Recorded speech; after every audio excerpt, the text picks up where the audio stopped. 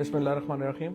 آج پاکستان تحریک انصاف کی senior leadership کا اجلاس پرائم منسٹر عمران خان صاحب کی زیر صدارت ہوا۔ اس اجلاس میں جو سب سے اہم بات جس کے اوپر ہم نے آج ایک تو ملک کی عمومی سیاسی صورتحال کا جائزہ لیا گیا، پھر ہم دیکھ رہے ہیں کہ ایک بات چل رہی ہے NRO کی۔ 22 سال عمران خان نے تحریک انصاف نے جدوجہد کی ہے کرپشن کے خلاف۔ یہ کوئی ذاتی لڑائی نہیں تھی، پاکستان کے لوگوں کی لڑائی تھی، اور یہ کہنا کہ کسی کو NRO مل جائے گا یہ ناممکن ہے۔ جو NRO ہے پاکستان تحریک انصاف کی حکومت میں، وزیر اعظم عمران خان کی حکومت میں کسی کو NRO نہیں ملے گا، اور یہ بات واضح ہو جانی چاہیے۔